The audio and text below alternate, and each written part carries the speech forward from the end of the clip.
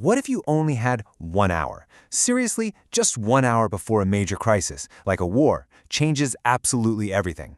Well, a hypothetical survival guide that went viral asked that exact question, and today we're going to break down its 5 most critical first steps. Okay, so let's just dive right in. Imagine it's 4 p.m. and the world as you know it is about to shift big time. That's the exact scenario this guide drops you into. Now, this isn't about some long-term off-the-grid plan. Nope. This is all about what you do in that very first super critical hour. It's a race against time, really, as things get more chaotic and resources start disappearing. So, first things first. The guide immediately has you focus on two things that are, totally fundamental to our modern lives, but are also incredibly fragile in a crisis: your ability to move and your access to power. The logic here is all about keeping your options open. Fuel, well, that gives you freedom. It's your ticket to evacuate or just get to a safer place. And power? Think about it. Your phone, your laptop, those power banks you have lying around, they are your lifeline. They keep you connected to information and to your loved ones for as long as possible. These two things come first because they buy you time and choices. All right, so once you've secured your way to move and communicate, the guide shifts its focus to the one resource that, let's be honest, you absolutely cannot live without.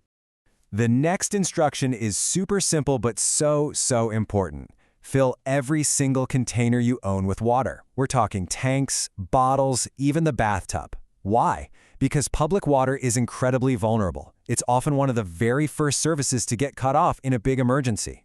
In this part, it really forces a complete shift in your mindset. The guide puts it perfectly. Treat water like pure gold. That isn't just a clever phrase. It's about completely reframing what's valuable. In this new reality, clean water is your most precious asset. It's worth more than cash, jewelry, or pretty much anything else you can think of.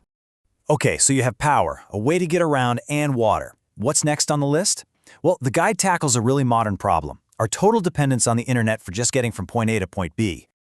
This is such a brilliant and practical step. Think about it. If the internet or cell networks go down, your phone's GPS might still work, but without any maps loaded, it's pretty much useless. So by taking a minute to download your local area maps, you're making sure you can find your way around. Whether you're walking or driving, no data connection needed. So with all those other bases covered, the final step in this crucial first hour is about the basics. It's about getting just enough food to see you through that initial shock. Now notice the keywords here are quickly and basic. This is not about stocking a bunker for 6 months. No way.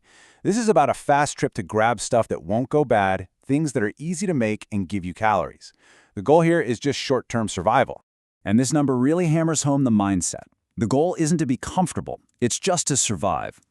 The guide suggests you should aim for the equivalent of about 2 rotis per person per day. It's the bare minimum amount of fuel your body needs to think straight and just get through those first few days of total uncertainty. And that's pretty much it. 5 steps, all focused on mobility, power, water, navigation, and food.